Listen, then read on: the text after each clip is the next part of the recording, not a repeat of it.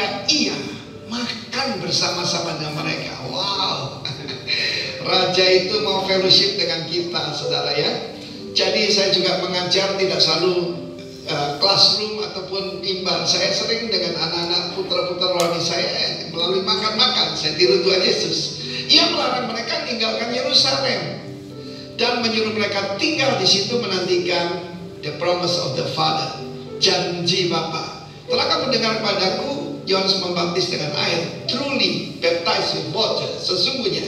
Tapi tidak lama lagi kamu dibaptis dengan Roh Kudus. Pada saat itu dia berkata, aku jadikan kamu saksi yang berkuasa, ya. Karena soal kerajaan ini bukan soal debat teologi, ya.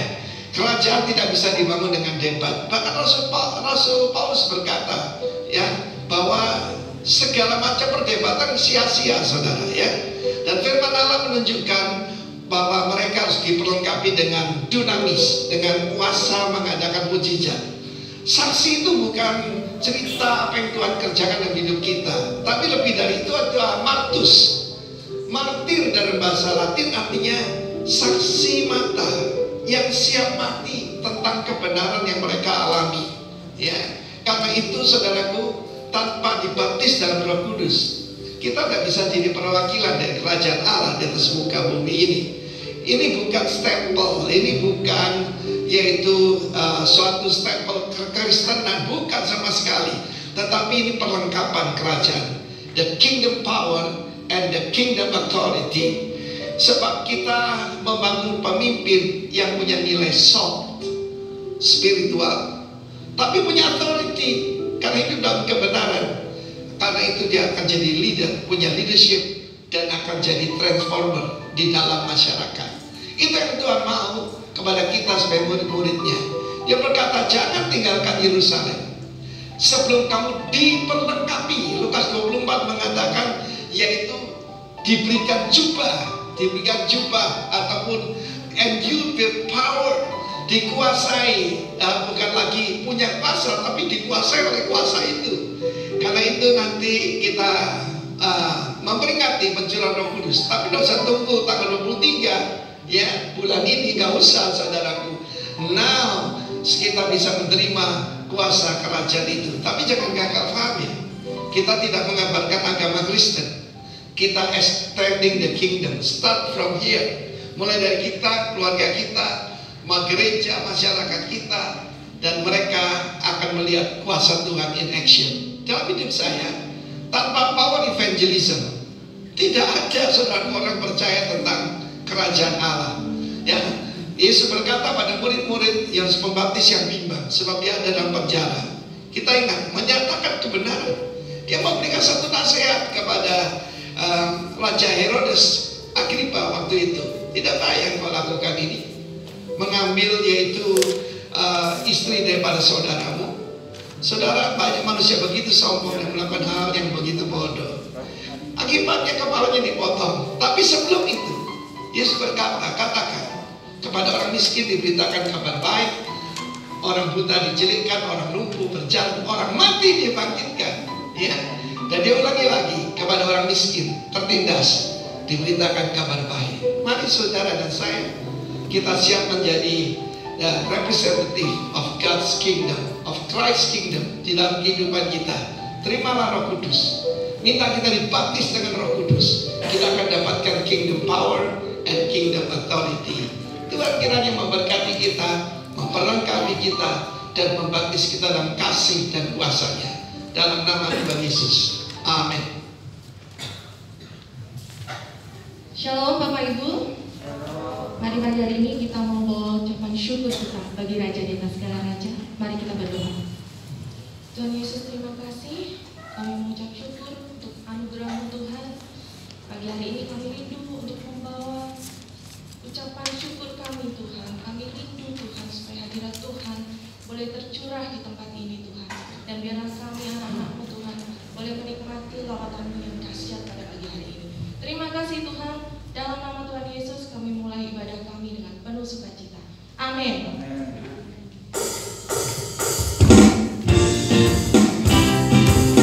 Mari sama-sama tepuk tangan untuk Tuhan.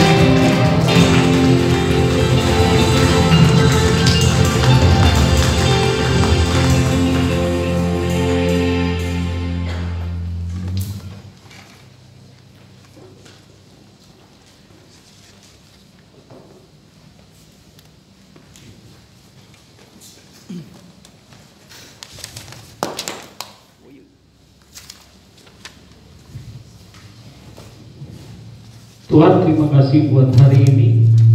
Kami percaya Tuhan, kami hidup sampai hari ini semua adalah karena anugerah-Mu. Semua adalah kasih karunia Tuhan kepada kami. Dan kami percaya Tuhan, ada kehendak-Mu di dalam hidup kami.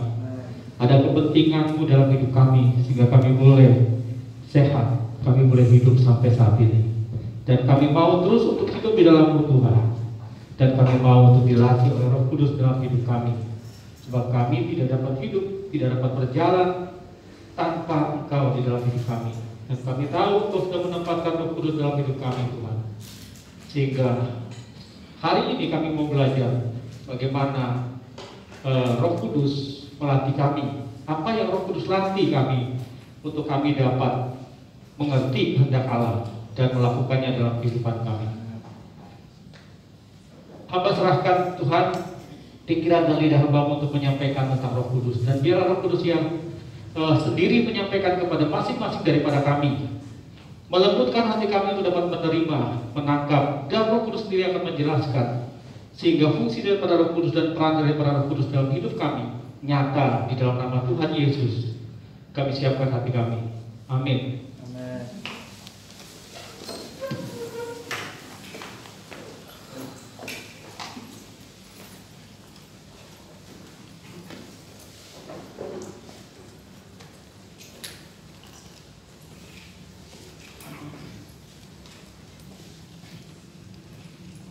Kita sudah memasuki bulan 5 tanpa terasa.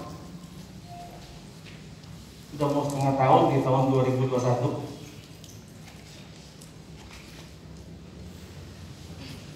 Kita masih pada tema tentang young man, yaitu anak muda, sampai pada bulan depan. Dan minggu ini atau bulan ini kita masuk kepada tema pray.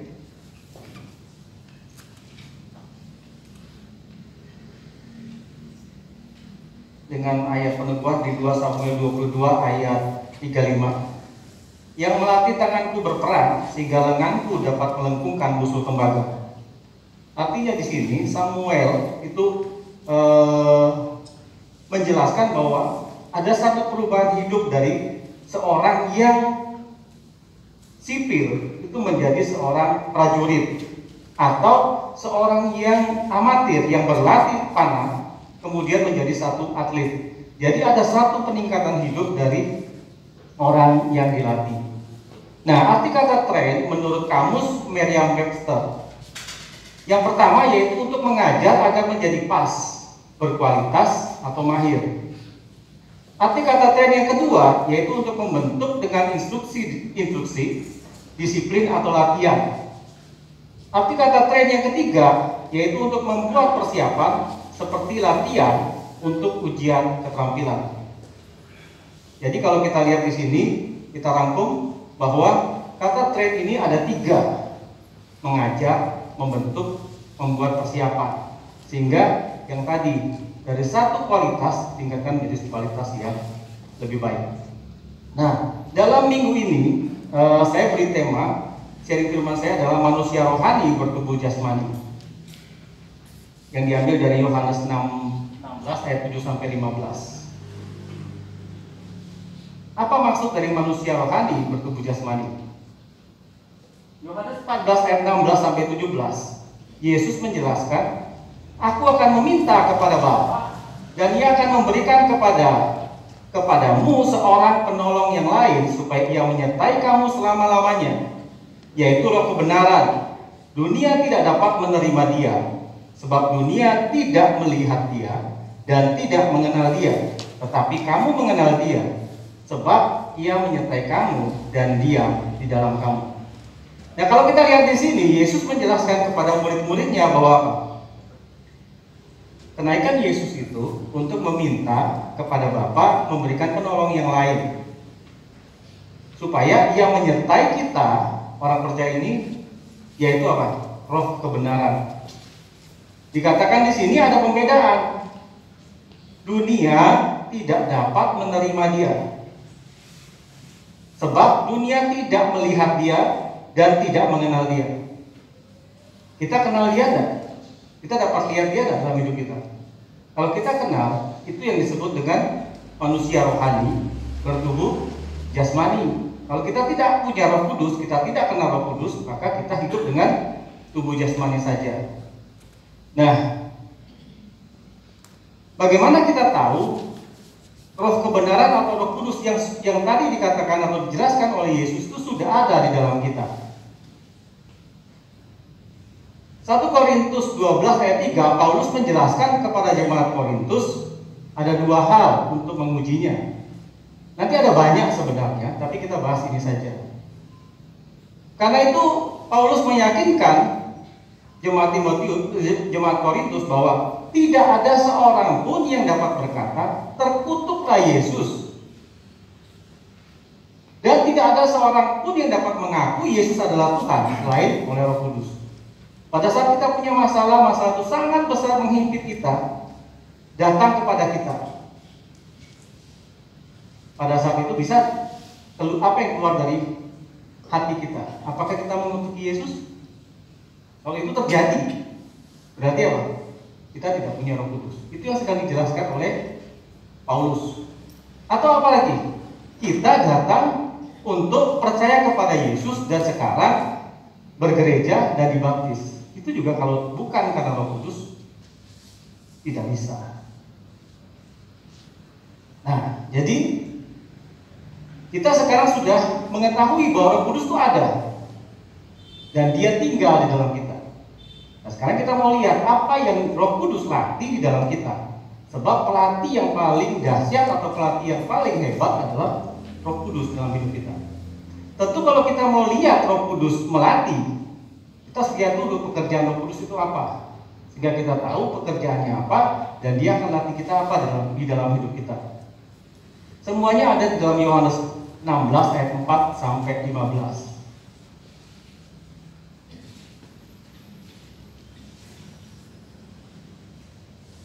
Tapi saya hanya ambil sedikit saja.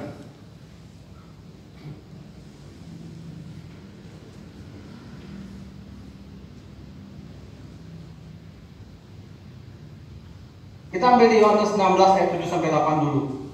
Namun benar yang kukatakan ini kepadamu adalah berguna bagi kamu jika aku pergi. Sebab jikalau aku tidak pergi, penghibur itu tidak akan datang kepadamu. Tapi jikalau aku pergi, aku akan mengutus dia kepadamu. Kalau ia datang, ia akan menginsafkan dunia akan dosa, kebenaran, dan penghakiman. Jadi kalau kita lihat di sini ada 3 yang nanti Roh Kudus kerjakan. Yaitu yang pertama, menginsafkan dunia akan dosa, mengajarkan kita tentang kebenaran, dan mengajarkan kita tentang penghakiman. Dan Yesus bilang lebih baik aku pergi. Kalau dia tidak pergi, maka satu sosok Yesus akan mengajar 12 orang. Tapi kalau dia pergi, Roh Kudus itu akan diam di dalam orang percaya. Nah, sekarang kita lihat satu-satu ya. Pekerjaan Roh Kudus menginsafkan dunia akan dosa. Yohanes 16 ayat 9. Akan dosa karena mereka tidak percaya kepadaku. Jadi orang yang tidak percaya kepada Yesus dikatakan mereka berdosa. Nah, artinya apa? Sejak kalau kita tarik ke belakang, sejak kejatuhan Adam, ketidaktaatan Adam kepada perintah daripada Bapa, maka manusia itu jatuh di dalam dosa. Nah, kejatuhan manusia di dalam dosa ini akan kemudian terjadi secara turun-temurun. Sebab apa? Waktu kita jatuh di dalam dosa, yang paling mengakar dalam hidup kita adalah tabiat dosa. Tabiat dosa akan terus kita wariskan kepada generasi kepada generasi yang lain sampai kedatangan Yesus. Salib Yesus menyelamatkan semua orang di dunia ini, tetapi tidak semua orang menerima hidup yang baru karena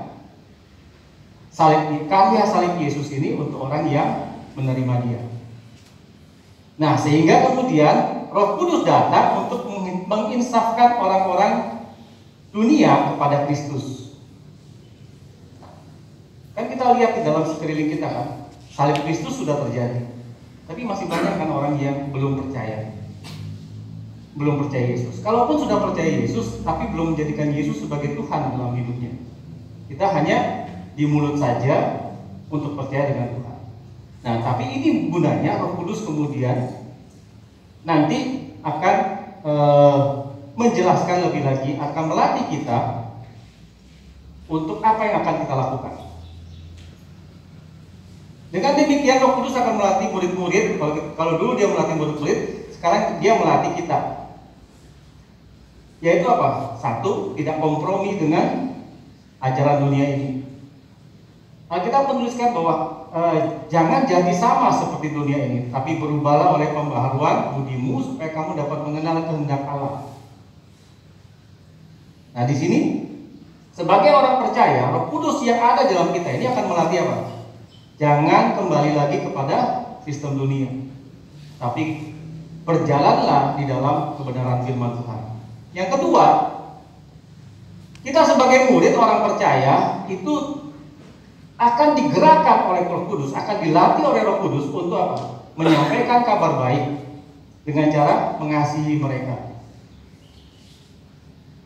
Nah, apa yang cara mengasihi, bagaimana yang Yesus tunjukkan kepada murid-murid? Cara mengasihi seperti Allah mengasihi manusia. Kalau dalam bahasa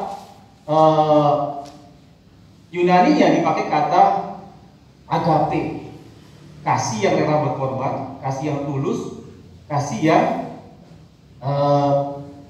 pengabdian total. Nah, itu yang dilatih. Roh Kudus melatih kita untuk mengasihi orang lain atau mengasihi orang dunia, karena kita juga dulu berasal dari dunia. Kemudian yang ketiga, Roh Kudus melatih kita untuk apa? Tidak lagi mengingat dosa masa lalu.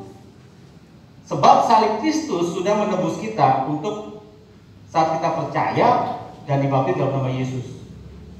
Jadi waktu kita dibaptis dalam nama Yesus, kita percaya Yesus, itu semua harusnya sudah tidak ada lagi. Nah, kita sukanya apa? Untuk mengingat-ingat itu lagi. Jadi waktu kita sudah berubah ke dalam dimensi kerohanian, kita harus meninggalkan semua dimensi dunia kita, termasuk ikatan dan dosa. Nah, mari kita lihat lagi pekerjaan Roh Kudus yang kedua. Roh Kudus mengajarkan kebenaran. Yohanes 16 ayat 13 sampai 14. Tetapi apabila Ia datang, yaitu Roh kebenaran, Ia akan memimpin kamu ke dalam seluruh kebenaran. Sebab Ia tidak akan berkata-kata dari dirinya sendiri, tetapi segala sesuatu yang didengarnya itulah yang dikatakannya. Dan Ia akan memberitakan kepadamu hal-hal yang akan datang. Ia akan memuliakan Yesus, sebab Ia akan memberitakan kepadamu apa yang diterimanya daripadaku. Ada 3 hal dalam kebenaran yang diajarkan oleh Roh Kudus dalam hidup kita. Ia akan memimpin kita dalam satu kebenaran kepada kebenaran yang lain, sampai seluruh kebenaran terpenuhi dalam hidup kita. Yang kedua, Ia akan memberitakan hal-hal yang akan datang. Hal-hal yang akan datang ini kita biasa ketemu dengan yang namanya apa? Nubuatan, pewahyuan, atau iman. Sebab iman kita tidak tahu, tapi ke depan kita bisa lihat. Ini akan datang. Nah, yang ketiga, Ia akan memuliakan Yesus. Nah, ini semua 3 ini menjadi dasar bahwa Roh Kudus latih kita dalam hidup kita. Apakah yang kita lakukan semuanya itu memuliakan Tuhan? Kalau tidak, kita mesti pikir lagi. Nah, sekarang apa yang Yesus latih kepada murid-murid atau orang percaya di dalam kebenaran ini? Ini beberapa kebenaran ya, tidak seluruh kebenaran, karena kalau kita mau menjelaskan seluruh kebenaran ya waktunya tidak cukup. Karena kita cuma punya waktu 30 menit, saya akan menjelaskan beberapa kebenaran. Yang pertama, selalu memandang Tuhan dan mengucap berkat terhadap masalah yang kita hadapi. Saya ambil dari Matius 14 ayat 19. Pada saat itu ada 5.000 orang laki-laki, belum termasuk perempuan dan anak-anak, mengikuti Yesus dan murid-muridnya. Kemudian ketika hari sudah mulai senja, Yesus berkata kepada murid-muridnya untuk memberi mereka makan. Lalu murid-murid mendapati hanya ada 5 ikan dan 2 roti. Benar ya? Oh salah, berarti masih sadar ya. 2 ikan dan 5 roti. Ketika 2 ikan dan 5 roti bisa nggak untuk memberi makan 5.000 orang kira-kira? 5.000 orang laki-laki, belum termasuk perempuan dan anak-anak. Itu kesulitan. Nah, tapi kita lihat apa yang Yesus lakukan. Matius 14 ayat 19. Lalu disuruhnya orang banyak itu duduk di rumput, dan setelah diambilnya 5 roti dan 2 ikan itu, Yesus menengadah ke langit dan mengucapkan berkat, lalu memecah-pecahkan roti itu dan memberikannya kepada murid-muridnya. Lalu murid-muridnya membagi-bagikannya kepada orang banyak. Nah, kita lihat di sini, kita lihat ya. Yesus dalam kesulitan yang sedang dia hadapi, dia menengadah ke langit. Waktu kita punya persoalan, Roh Kudus akan bawa hati kita untuk apa? Melihat Tuhan, membawa persoalan kita kepada Tuhan. Dan yang kedua, mengucap berkat. Pernah nggak ketika kita punya masalah kita ucapkan berkat? Pernah nggak? Siapa yang punya masalah ucapkan berkat? Yang banyak yang apa? Waktu punya masalah yang diucapkan apa? Omelan, keluhan, itu yang paling banyak. Nah, sedangkan kita coba berpikir ya. Sekarang saya kasih 2 contoh. Yang pertama, ada satu kesulitan atau ada satu persoalan datang dalam hidup kita. Kemudian saya berkata di dalam persoalan itu, persoalan ini terlalu berat untuk saya hadapi. Nah, tapi saya harus hadapi persoalan ini karena saya tidak bisa menghindar. Kira-kira tindakan saya setelah saya berpikir seperti itu berat atau ringan? Saya pikir persoalan tidak dapat diselesaikan, tapi saya harus hadapi. Berat. Karena saya memikul beban sebelum saya melangkah. Persoalan kedua, ketika persoalan ini datang, persoalan berat ini datang, kemudian saya mengimani gini, Roh Kudus ajarkan saya gini. Tuhan, terima kasih buat berkat yang kau berikan kepadaku tentang persoalan ini. Sebab aku percaya sekalipun berat, Engkau bersama-sama dengan aku. Engkau ada di dalam aku, dan aku pasti akan menang. Terus kita melangkah. Mana yang lebih meringankan beban kita? Yang kedua. Nah, ini kebenaran. Roh Kudus akan selalu mengajarkan kepada kita tentang itu. Waktu kita punya persoalan, kita ucapkan berkat kepada Tuhan. Terima kasih Tuhan. Siapa di sini yang sampai sekarang masih aktif di dalam renungan firman Tuhan setiap hari? Angkat tangan. Jadi kita di KM itu kita ada buat untuk merenungkan firman. Jadi bukan membaca ya, merenungkan firman setiap hari sesuai dengan tuntunan Alkitab selama setahun. Nah, di situ kita banyak dapat apa? Kita banyak dapat sesuatu tentang apa? Berkat dan tutup itu tergantung daripada kita. Terus kalau kita ini taat pada apa yang menjadi ketetapan dan hukum Tuhan, maka Tuhan akan berperang bersama-sama dengan kita. Siapapun musuh kita di depan, sekalipun Yosua bersama pasukannya melawan Yeriko yang begitu kuat, kemudian mereka mengalahkan Yeriko, dan ketika melihat bangsa Ai yang hanya 3.000, kemudian Yosua meremehkan bangsa Ai ini, apa yang terjadi? Ketika tidak ada Tuhan, sekalipun 3.000, mereka kalah. Nah, ini kalau kita masuk dalam perenungan ini, banyak hal-hal baru yang akan dibukakan. Makanya saya mengajak jemaat untuk tergabung di dalam KM. Mari kita sama-sama bertumbuh supaya kita mau lihat Roh Kudus ajarkan apa tentang kita di dalam pembacaan firman, karena pembacaan firman itu penting. Nah, kemudian yang Roh Kudus latih apa kita tentang kebenaran? Yaitu apa? Mengampuni orang yang bersalah dan menyakiti kita. Saat sebelum disalib, Yesus itu apa? Difitnah, diludahi, dicambuk, dipukul, kemudian dia ditusuk lambungnya pada saat disalib. Apa yang Yesus katakan? Bapa, ampunilah mereka, sebab mereka tidak tahu apa yang mereka lakukan. Kalau ini tidak diucapkan, kalau saya bilang sekarang ada satu utusan dari kerajaan Inggris datang ke sini, kemudian kita melakukan hal yang sama seperti yang bangsa Israel lakukan kepada Yesus, kira-kira apa yang dilakukan oleh kerajaan Inggris? Apa yang terjadi? Pasti akan digempur habis di Indonesia, ya kan? Nah, ini Yesus lakukan supaya apa? Mengampuni. Ini pun diajarkan kepada kita.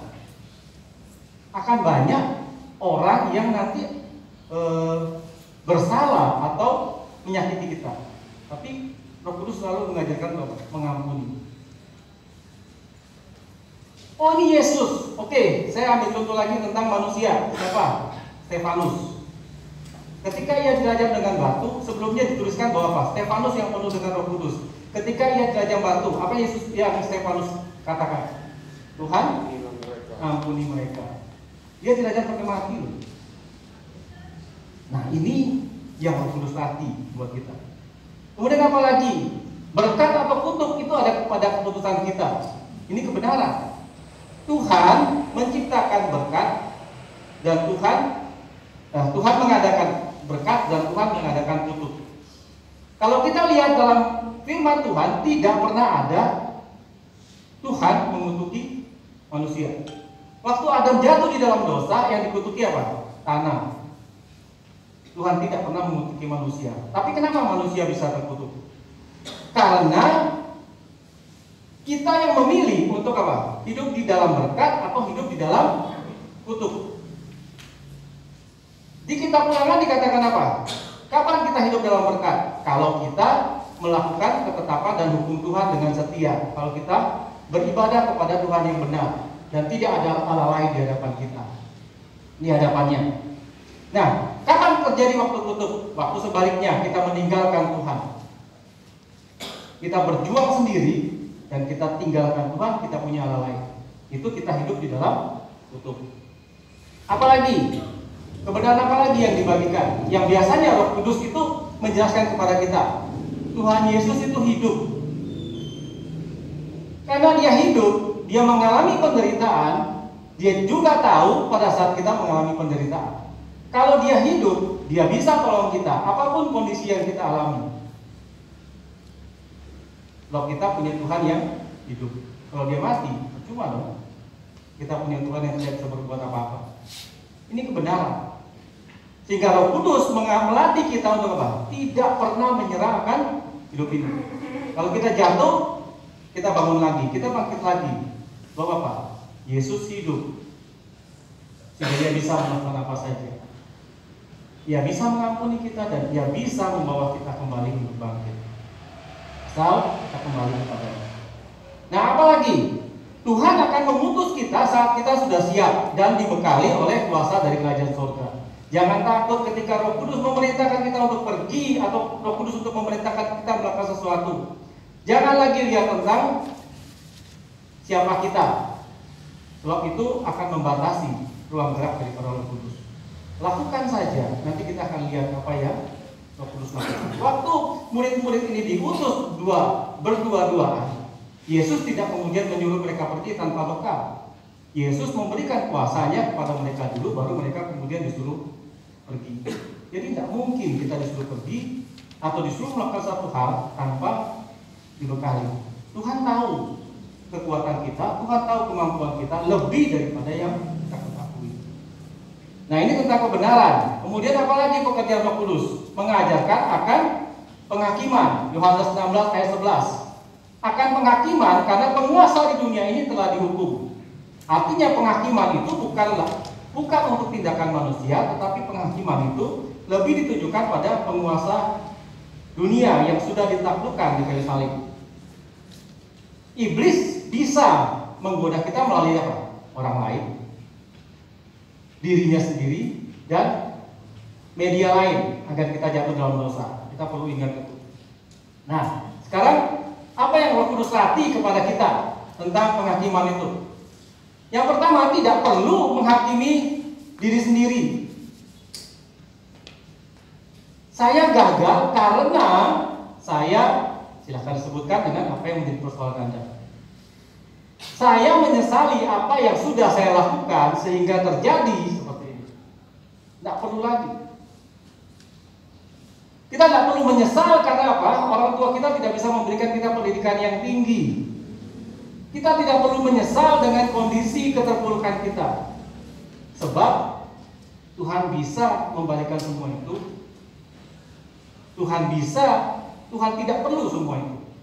Yang Tuhan perlu adalah kita bawa hati kita bawa hidup kita. Kalau kita menghakimi diri kita, siapa yang mampu, siapa yang pantas untuk melakukan pekerjaan Tuhan? Tidak ada. Nah, apalagi kita tidak perlu menghakimi orang lain. Sekalipun orang lain melakukan satu kesalahan atau mengintimidasi kita atau melakukan KKN dan sebagainya, sebenarnya kita perlu lihat adalah diri kita, bukan orang lain. Yang membuat kepahitan sebenarnya siapa? Orang lain apa kita? Orang lain boleh berlaku jahat terhadap kita, tapi yang kepahitan itu siapa? Kita yang putuskan. Roh Kudus akan melatih kita di situ. Apalagi menghakimi apapun yang ada di sekeliling kita, benda, ikatan perjanjian nenek moyang, sejarah dan sebagainya, itu kita pakai semua untuk apa? Menghakimi bahwa kita pantas untuk gagal, kita pantas untuk ada sekarang ini. Makanya kita gagal karena itu. Terus sekarang saya tanya, ada 10 pengkhotbah, ada 10 orang utusan Tuhan datang, apakah kita menceritakan ini 10 cerita yang sama kepada 10 orang ini? Harusnya tidak, kan? Nah, sekarang apa yang kemudian yang kedua, Roh Kudus akan mengarahkan kita untuk apa? Melihat masa depan.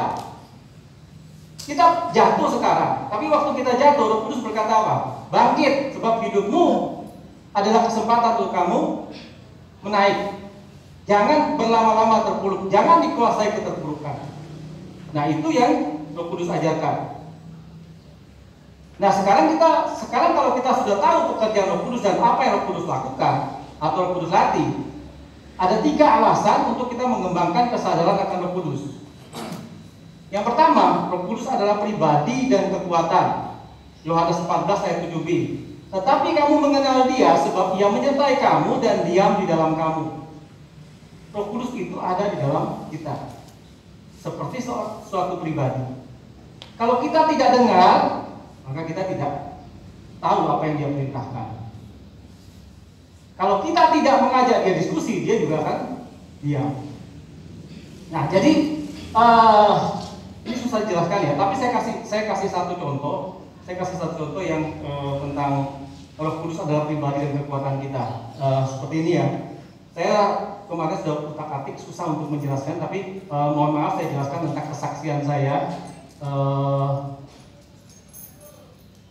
Waktu toko saya terbakar, saya ini mulai sudah yang satu saat saya ini benar-benar yang masih sudah benar-benar tertekan lah, istilahnya seperti itu. Kemudian saya bertanya kepada Roh Kudus, saya ini punya 3 orang anak yang harus saya nafkahi. Saya punya 1 istri dan saya punya orang-orang yang ada bekerja sama saya. Dengan toko yang terbakar, tentu pendapatan saya akan terbatas. Lalu kemudian saya bilang, Roh Kudus, kasih saya hikmat untuk saya dapat melakukan sesuatu. Nah, Roh Kudus itu berkata di dalam hati saya tentang begini. Apa yang sekarang ada padamu? Pondok daun dan rumah burung walet. Kamu fokus kepada rumah burung walet. Terus saya bilang, Tuhan, Roh Kudus, saya ini tidak punya skill tentang pelihara burung walet. Saya pelihara burung berkicau mungkin saya punya, tapi saya tidak pernah berternak. Roh Kudus ingatkan saya lagi tentang apa? Siapa yang memanggil hewan-hewan untuk siapa yang mendatangkan hewan-hewan untuk diberi nama oleh Adam? Saya jawab apa? Tuhan. Siapa yang membawa sepasang hewan untuk naik ke Bahtera Nun? Tuhan. Kalau begitu, Apa yang kamu takutkan? Saya langsung, Tuhan, Roh Kudus terima kasih. Nah, kalau sekarang ditanya, apakah saya ahli dalam formalita? Ya enggak, karena jawabannya apa?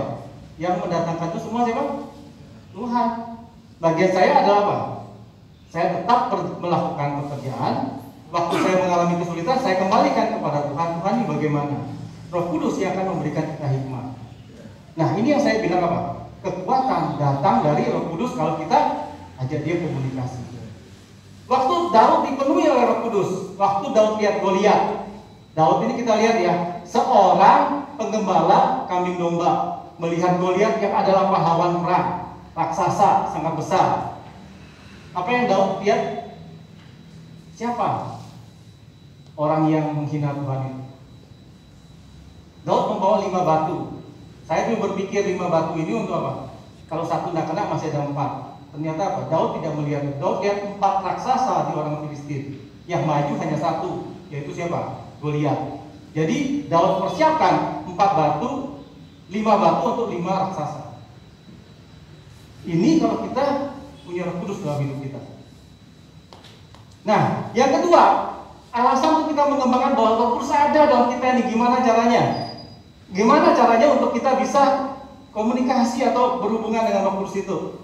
Roh Kudus membimbing kita serupa dengan Kristus. Yohanes 14 ayat 26b. Tetapi penghibur yaitu Roh Kudus yang diutus oleh Bapa dalam namaku, dialah yang akan mengajarkan segala sesuatu kepadamu dan akan mengingatkan kamu akan semua yang telah kukatakan kepadamu. Menjadi serupa Yesus itu bukan sesuatu yang tidak dapat kita lakukan. Dapat kita lakukan jika kita memiliki Roh Kudus dalam hidup kita. Ini akan terus dibimbing oleh Roh Kudus. Yang ketiga, yang ketiga untuk mengembangkan kesadaran bahwa Roh Kudus ada dalam hidup kita adalah supaya hidup kita terjaga. Waktu kita sendirian, kita bisa bilang tidak ada orang yang melihat saya bisa melakukan sesuatu yang menyimpang sedikit saja. Kan tidak ada gembala, tidak ada orang tua saya, dan tidak ada siapapun yang melihat. Tapi kalau kita sadar bahwa Roh Kudus ada dalam hidup kita lakukan. Lakukan? Tidak. Kita tidak mungkin lakukan. Yang akan membuat hidup kita menjadi terjaga. Nah, apakah semua orang percaya yang dibaptis dalam nama Tuhan Yesus otomatis memiliki Roh Kudus? Jawabannya tidak sekarang ya. Nanti di ibadah kenaikan Tuhan Yesus ke surga yang hari Kamis ya. Kita ketemu di sini jam 9 pagi. Saya kasih tema tentang sahabat Yesus. Kita kembali kepada seri firman kita bahwa apa? Roh Kudus, kita harus bangun kesadaran bahwa Roh Kudus ada karena Yesus sudah naik, Roh Kudus sudah ada dan tinggal di dalam kita. Sehingga kita adalah manusia rohani bertubuh jasmani. Dengan kesadaran akan apa? Pekerjaan dan pelatihan Roh Kudus dalam hidup kita. Yaitu apa? Roh Kudus menginsafkan dunia akan dosa, hidup dalam kebenaran dan penghakiman. Maka hidup kita akan kuat, memungkinkan untuk menjadi serupa dengan Kristus dan terjaga dalam kekudusan sehingga nama Tuhan dipermuliakan dalam hidup kita. Tuhan Yesus memberkati kita semua. Mari kita berdoa. Tuhan, terima kasih buat firman-Mu hari ini. Hamba percaya bahwa keterbatasan hamba akan diartikan lebih luas lagi oleh Roh Kudus sendiri dalam hati kami masing-masing. Dan kami mau Tuhan ini menjadi penentu bagi kami untuk kami sadar bahwa Roh Kudus ada dalam hidup kami.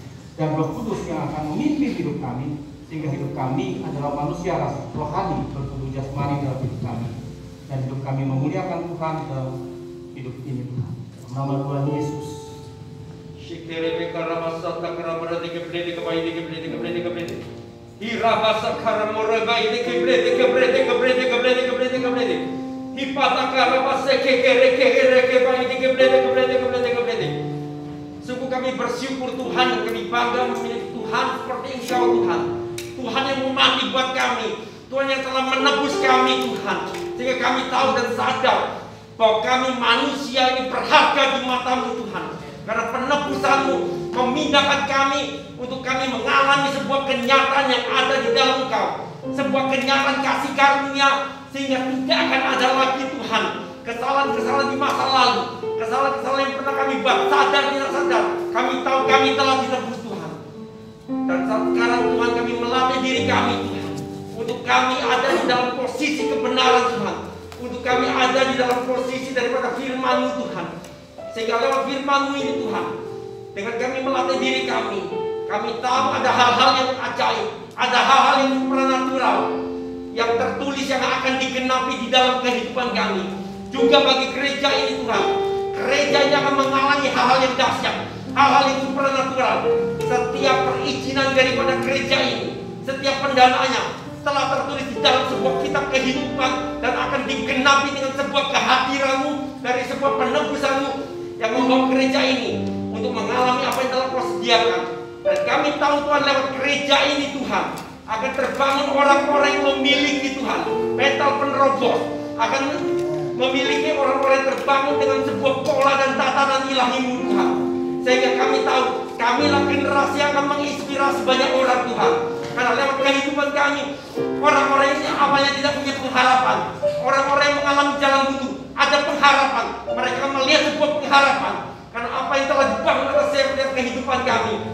Dan kami tahu identitas kami di dalam Engkau adalah identitas yang jelas. Karena itu kami tahu Tuhan, bahwa lewat gereja ini, lewat kami Tuhan, maka Sumbawa akan mengalami sebuah kemakmuran, maka Sumbawa akan mengalami damai sejahtera, maka Sumbawa akan ada di dalam sebuah tatanan-Mu. Dan kami tahu, karena kami ada di tempat ini, karena kami ada di Sumbawa, maka ini akan terjadi. Tidak akan ada namanya bencana, tidak ada kejutan yang tiba-tiba, tidak ada hal-hal yang menakutkan. Tapi kami tahu Sumbawa akan terjaga dengan aman. Sodom dan Gomora dihancurkan bukan karena yang lain, karena tidak ada orang benar di Sodom dan Gomora. Tapi Niniwe diselamatkan karena ada orang benar di sana. Dan kamilah orang-orang benar Tuhan yang berdiri bagi Sumbawa. Kamilah orang-orang benar yang menjaga Sumbawa Tuhan, sehingga nama-Mu akan dipermuliakan di Sumbawa. Karena itu Tuhan, bahwa keyakinan ini Tuhan, untuk Roh Kudus Kau hadirkan buat kami. Roh Kudus akan menyadarkan kami, untuk kami tahu Tuhan, bahwa kami ada di Sumbawa. Kami ada di Sumbawa. Kami ada di Sumbawa untuk membawa sebuah kemuliaan bagi nama-Mu. Karena itu Roh Kudus, mari sadarkan terus, sadarkan setiap kami, bahwa tugas kami adalah untuk membawa kemuliaan bagi nama-Mu, dan menyadarkan kami untuk kami bersepakat dengan firman-Mu. Tidak akan ada lagi namanya sombong dan dosa-dosa masa lalu. Kami meletakkan itu, kami menanggalkan itu, sehingga yang lahir dari kami adalah sebuah benih ilahi, benih yang membawa kami untuk menjadi heran, untuk menjadi tercengang apa yang telah Tuhan sediakan. Dan karena kami tahu hari-hari pergabungan kami telah berakhir. Terima kasih, kami penabur dalam persembahan diakonia dengan persembahan umum ini. Hati yang mengasihi Kau di dalam nama Yesus. Amin.